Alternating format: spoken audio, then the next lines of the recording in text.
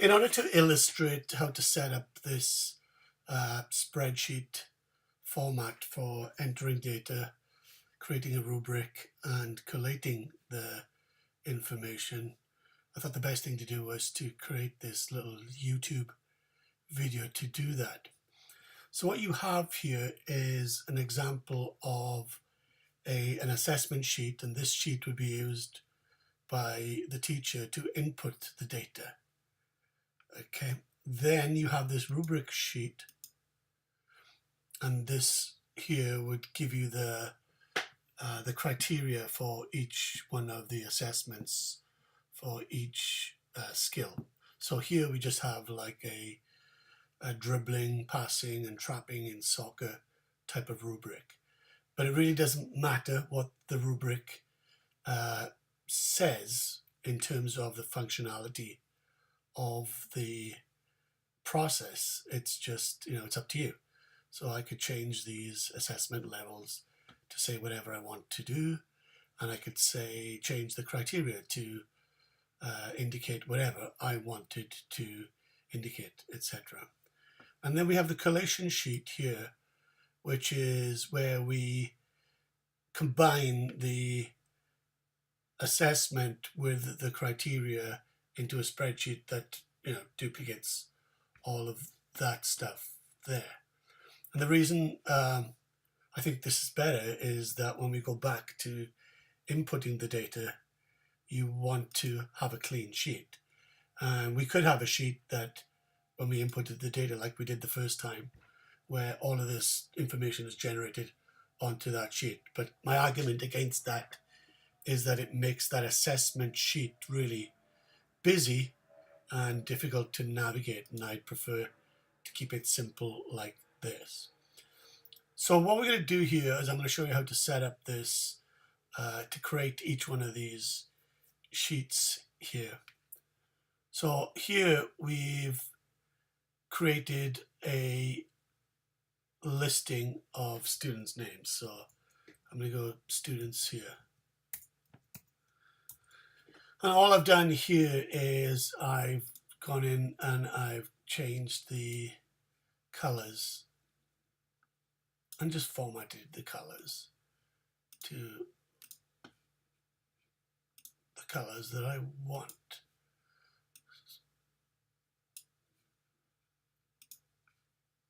So you can get the idea. That's what I did there. Okay, so we're going to put up here, I'm going to put dribbling, passing, and trapping. And again, all I'm showing here is I'm showing you how to create this stuff here. So I'm going to bold that. So we have that there. And let me show you this process here. What we have down here is that I've alternated colors, and this is very simple to do. So if we go here to format, and it has an option here to alternate colors. If I click on that, on the right hand side you can see over here you have these different colors, and you can select which option you want. So just to make it a little bit different here, I'm going to select this option here. So now we have that. I think it makes it easier to navigate all of this information here. And one other thing I'm going to do here is I'm going to make them clear borders so you can see that stuff there. Okay, so what we have here is a drop-down list. So if I click on that, I can select which one of these ratings that is appropriate for that skill. Let me show you how to create that. So we click out of that. So what I have to do here is I'm just going to go into this cell here. I'm going to go data validation. And this box appears up here. So then it says a criteria list from a range. I'm going to click here. And now I'm going to go to the rubric sheet that I've already created. And it has the proficiency, utilization, control, and pre-control, which are the assessment levels that I decided. And if you see there on the what data box, it's changed, it's captured that to indicate B5 to B8 here. So I click on OK and I save that. Now that was on the assessment sheet, so I need to go back there. So then we have this here. So now if I go here, I can go proficiency, utilization, control, pre-control. Okay. But the cool thing is, when I click on this, I can drag this over here. And not only that, I can drag down here. I went one too far. Oh, it doesn't matter. So you get to get the idea that now I've got all of these set up here. Control, pre-control, proficiency, etc. But there's a difference here. These are color coded, so, and these aren't, they're just plain text.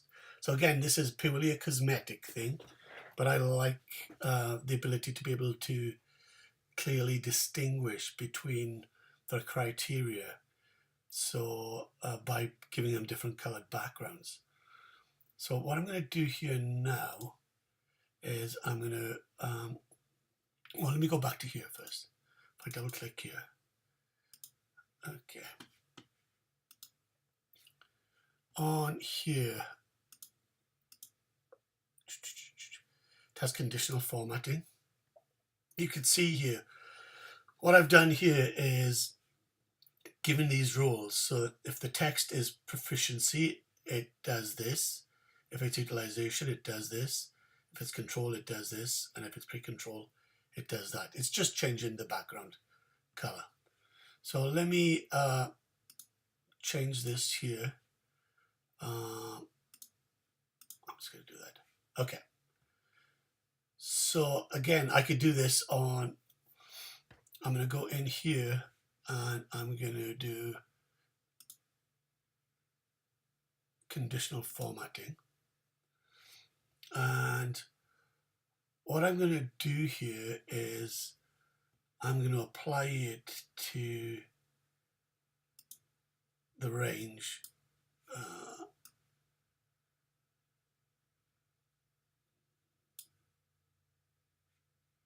See what that does there. Okay, just to those ranges there. So you set that. So format the cells. So you have all these different options.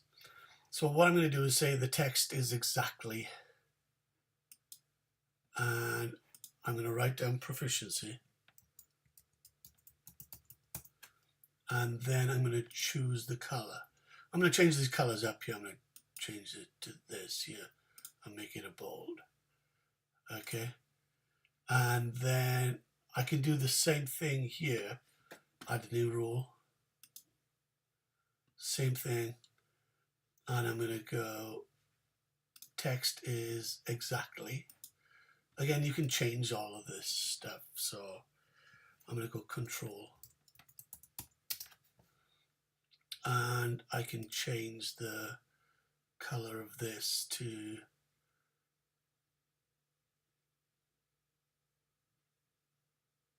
I'll just do a funny type of orange here, a bold. Okay, and yeah, I can even italicize and underline if you want to, just to demonstrate that stuff. Okay, an interesting thing happened when I was setting up the background here. As you can see here, when I got when I have proficiency up here, if I change any of these to proficiency, it'll do it correctly. But the control, I've told it to do this. I've told it to take out, make it italicized and underlined. So, but it's not doing it. Why? This is how stupid computers are. And this is what the issue is here. I say the text is exactly control. Now this has control here. It doesn't have control space. If I get rid of this space, boom, it changes it. So you got to look out for stuff like that. It's just annoying, to say the least. So you could use the firm text starts with or text contains, and that would take care of that stuff. But anyway, that's just one of the things that's out there.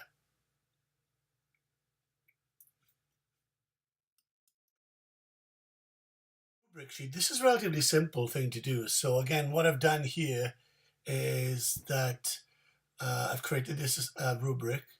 It has these 4 assessment levels. So you have proficiency, utilization, control, pre-control. I have the skill that I'm evaluating, and I have the criteria at each one of those levels. You can see there. And then I've allocated points to each one of those assessment levels. Again, you can change the criteria, you can change the assessment level descriptions, and you can change the points. It doesn't matter. Computers are stupid machines. They'll just do exactly as you tell them to do. Now on the top here, I've got this 2, 3, 4, and 5. And I've just put this up there just to help you understand the process of VLookup, so that when we get into the process of understanding VLookup, you can relate back to the fact that this is column 2, this is column 3, column 4, column 5. Here we have the collation sheet. In the collation sheet, this is where we put everything together. And as I said, you could do this on one sheet on your spreadsheet, but I think it makes it messy. And I'd rather have it in the background doing all of the figuring out of all the data than to have it on the screen that you're using to assess. That's the only reason I'm doing this. But anyway, on this assessment sheet here, on this collation sheet, sorry, the top 2 cells here, they're just empty. They don't have any formatting in there. What you have in here, though, if I go to here, you can see that there's this function called query, which is up here on this cell A3. What that's doing is when you do this query function, it brings the data from that area into that spreadsheet. So what I'm going to do is I'm going to show you how to do that stuff. Let me get out of that. So it's basically bringing data from the assessment sheet, number 1. So if I do this here, if I go equals query, and it does that stuff there, and then I go here, and I'm just going to select this stuff here, and then I close parentheses, and I hit enter. And you can see now, when I scroll over, it's brought over all of that data, you know? So it's all that data that's in here. Now, the one thing about the query, if I go in here and I change this, it won't let me, it doesn't like me doing that. But it's bringing it through there. Now this is what I did here. Let me undo all of that stuff. We can scroll back here. Now then, I went back in then now, and I did the conditional formatting again on all of this stuff, and it was again easy to do that stuff. I just think it looks better. But that's how you bring all the data into the sheet. So here, all of this data here is brought from this assessment sheet. If you can see here, it's the same information, just in a slightly different format. We go into Mia Hamm here. She's a very good athlete. So if I change her, she's proficient at everything. And I go to the collation sheet now. You can see Mia's scores have changed here. So that's the first part of it. I put this column E here to separate stuff here. So the query, I'm only bringing in this data. It's this data down here. Now, from here now, this is where we get into the VLookup stuff. So if I highlight this stuff here, this is the VLookup formula here. And we're looking at, this is the functional part of the formula here. So what that's saying is look up B5. If I click on B5 here, you can see B5 is highlighted. Go to the rubric sheet here, and it's saying look at all of this stuff here. Find the value that matches B5. So the value is proficiency here. And then give me what's in column number 2, which is here. So this here refers to this column here. I just had to put 2 up there just to show stuff. Before we go any further, I just want to show you one aspect of this formula that isn't absolutely necessary but makes things look better. What we have here is this section up here, and what this formula says. I highlight this stuff here, but it says if is blank and then B5 is blank, then put nothing, replace it with space. Okay, so this works with Excel and it works with Google Sheets. Let me show you the reason why you want to have that in there as an initial statement. Let me scroll down a little bit here. I'm going to go to this sheet here. Let me get out of here. Okay. So if I go to this sheet here, we still have the formula in here. So if I delete this part here, I'm just going to temporarily delete that stuff. So this is the VLookup formula that would work, and it's looking up data here. But because there's nothing in there now, when I fit this in, it has this error message, and it will do that because it didn't find a value. So to get around that, we put this statement in front saying, hey, if it's empty, give us nothing. So what this does is give us whatever's inside the parentheses there. I could put, I don't know, if it's blank, anything, like go CSULB, for instance, right? If I do that, it'll give CSULB. But we wanted to give nothing. So by replacing it with an empty space, that's what an empty space is. It's telling the computer to give me that, which is nothing. So it looks better. So we have that situation here. And what I wanted to show you, the next thing here, is the difference between relative and absolute references. As I scroll down these assessments for Michael Barkley, David Beckham, Gareth Bale, Julie Ph.D, and Mia Hamm, you can see up here, watch the B5 change to a B6, 7, 8, 9, and it would go on. It's a relative thing. We want that to be relative because as the formula moves down, we want it to look at, so for instance, here, we want to look at that. Here, we want it to look at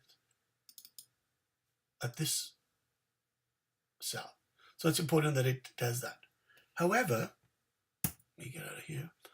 In terms of the rubric sheet, which is on this sheet here, we want it to make that absolute.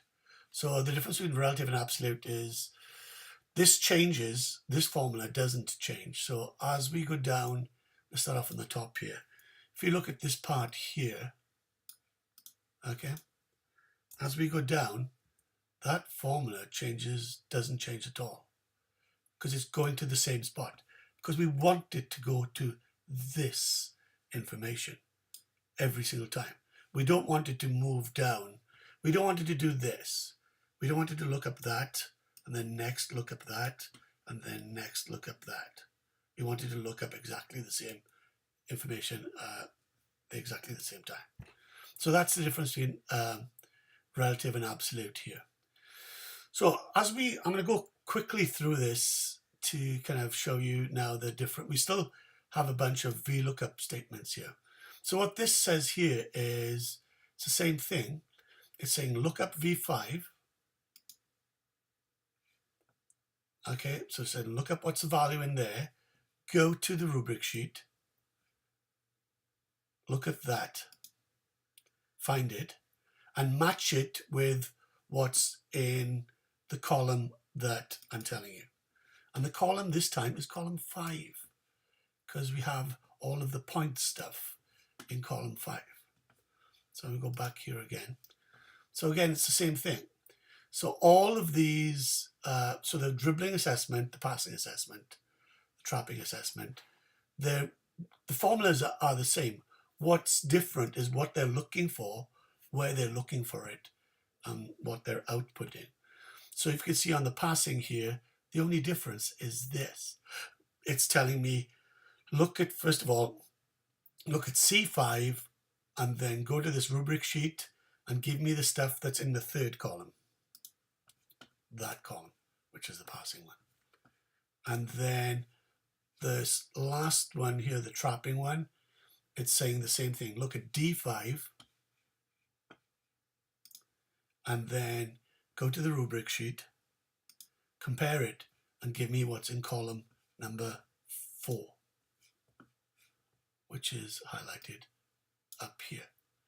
And that's what, this is how you can create a bunch of different rubrics that have relatively easy, that can produce lots of different results. Okay. Now the points criteria, if you look at these, let me get out of there.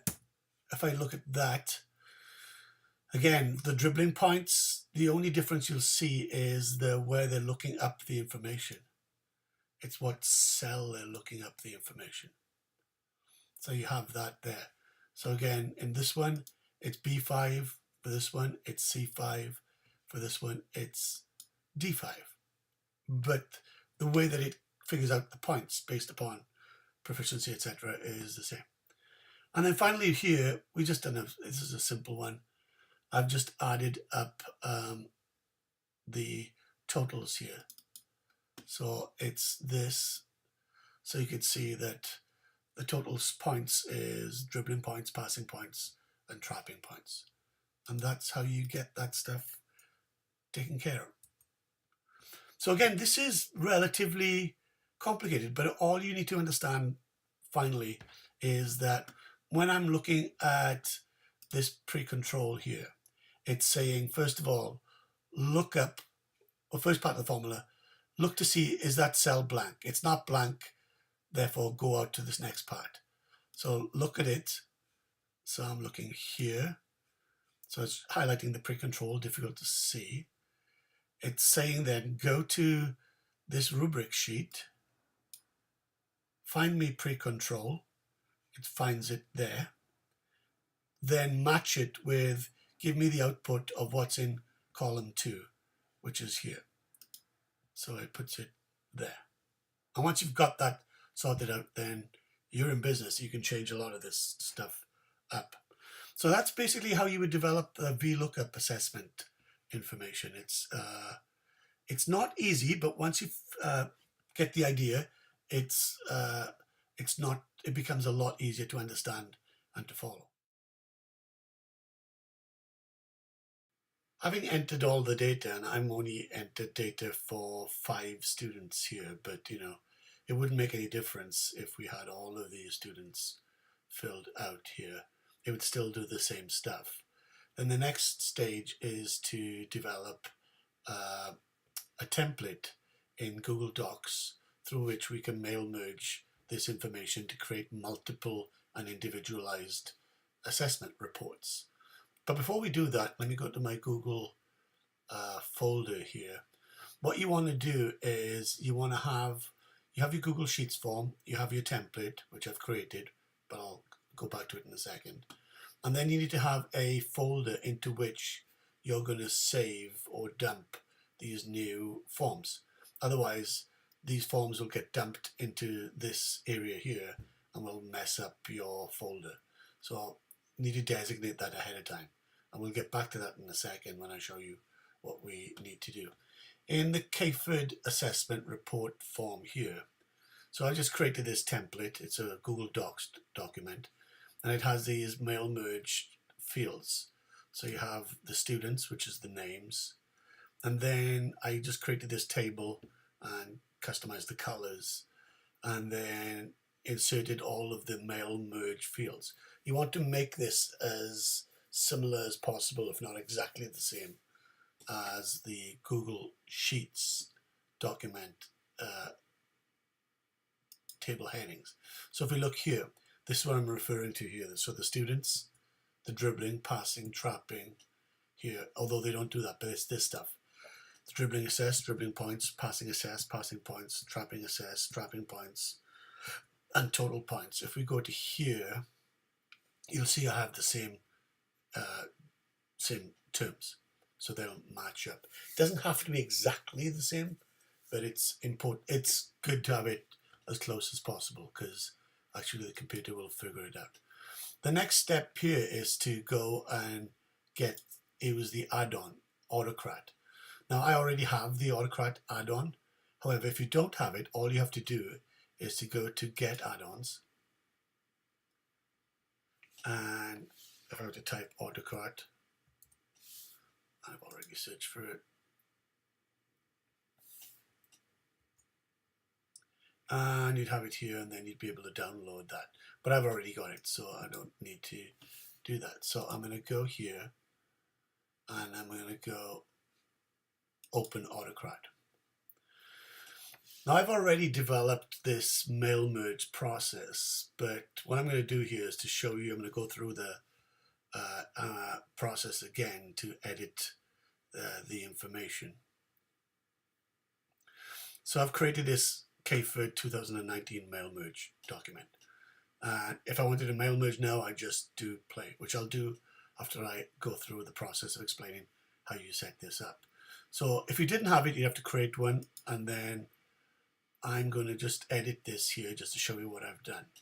So I gave it a job name, so you can give it whatever name, that's not that big of a deal. Then choose the template. This is where you would have to choose the template that you created. The Google Doc form I just created, I've chosen that. So I would click from Drive and select that, but I've already selected it. And then this is the mail merge data to template stuff. So, and this is where it might be important. If you don't have your information on the top row number 1, you need to indicate which rows you're accessing that information for. So the students' names come under students, and then we're looking at dribbling assessment, dribbling points, passing assessment, etc. If I scroll down, I've got all of that in there. Now, if you happen to have one of these blank or empty, you can always click on here to select the appropriate merge field. Okay, but again, once again, having it done the right way with the right names makes it a little bit easier for you to do that stuff. So once I've done that, I'm going to go next. And then this is what I would suggest that you do. So using the mail merge field again, if you type in exactly here what that field is, and notice here I've got capital students, not lowercase students, because that would make a difference. And I'm going to change this to CAHPERD 2019.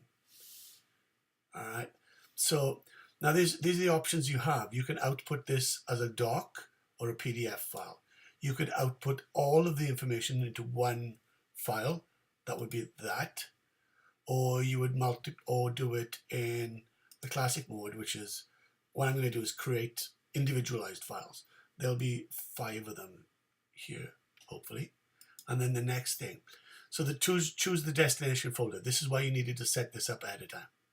So I've already selected that. So you would choose, I'm chosen that. This is optional, don't have to do that. Then the merge condition. Now, I'm choosing here that the dribbling field is not null. I could choose students, but if I did that, it would create a document for team 1 red, team 2 blue, team 3 green, etc. And I don't want that. I only want it to create forms on information that's been submitted. And I'm saying that the dribbling field is going to be completed. Now, having said that, if the dribbling field is empty, it won't create a form. But it's saying here, if the dribbling field has data in it, create a form. And that's good enough for me for now. Do I need to send, this is something else you can look into later. I don't need to send that or by email. I'm just going to do it as it is. I don't need to have automatic triggers here. I'm just going to do it manually. And now I'm going to save this.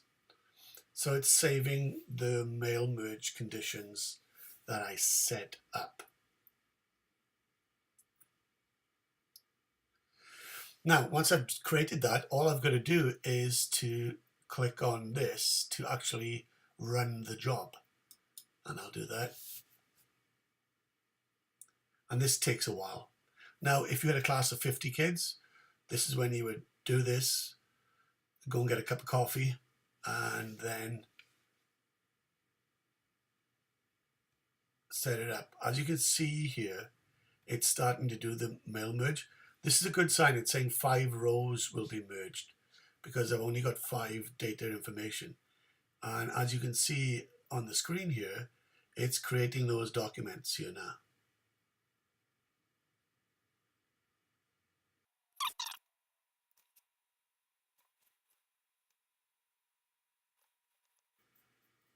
Now that it's completed the mail merge here, I can go to my Google Sheets here, and I told it, I believe, to put them in here. And here we have David Beckham, Gareth Bale, Julie Ph.D, Mia Hamm, and Michael Barkley. So we'll go to Mia Hamm's, and this is Mia Hamm's report. It's already customized and done there. So that's it. So that creates all of that stuff. You can now disseminate this information or email it or print it or whatever. Again, you do have the option to create one document for the entire class or to create individualized documents for each student in the class. That's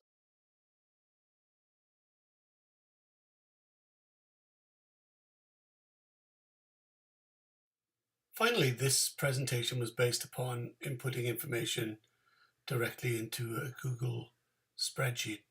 However, you could use Google Forms to create a method by which to collect this information. And I'm going to show you quickly how to do this. So I'm going to create a Google form. So for my drive here, I'll go here to Google Forms. And then I'm going to call this CAHPERD 2019 Google Soccer Assessment. Okay. Now, what I'm going to need to add in here is I'm going to add students' names.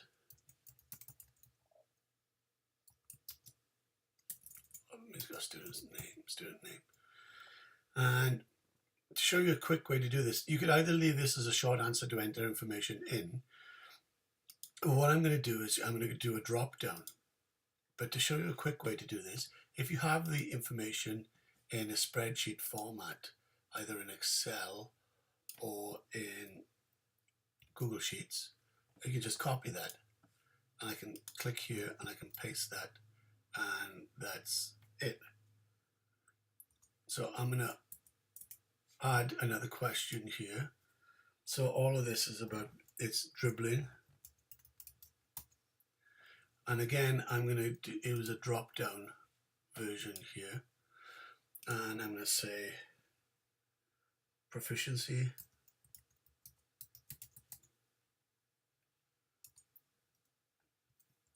Utilize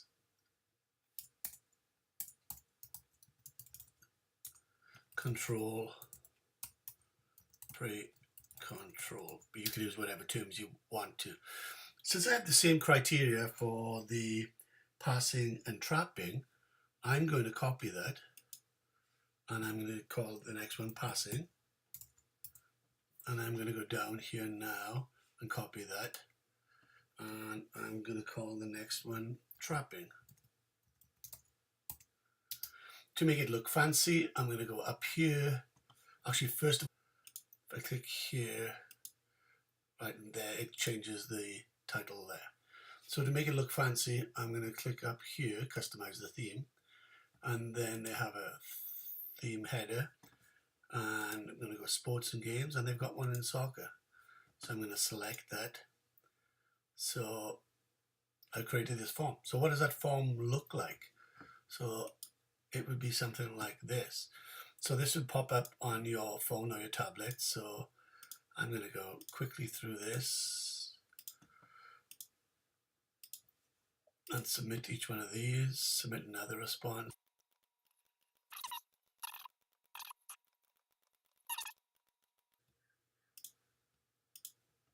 And submit that stuff here. If I go back to here, now you can see on the responses tab up here, it has a section. And I understand I'm going through this really quickly, but this creates its own spreadsheet. So I'm going to call it that, create that. So it's creating that spreadsheet. So you've already got that information put in there. So it shows that information there. So it's a quick way to enter information. Then the next step would be to add the rubric and then to add the collation sheet and then take it from there. But you can automate this stuff. But doing forms, it's a whole nother presentation to do. Having said that though, when we go back into this, it has all of the information on their performance. So that's another thing that's pretty useful. Hopefully you found this information useful and you can apply some of it, but using Google Sheets to assess, you can create assessment data for students and also evaluate the effectiveness of your assessment. And with TPAs now for student teachers coming along, this is something that they need to do, and it's something that we all should be doing.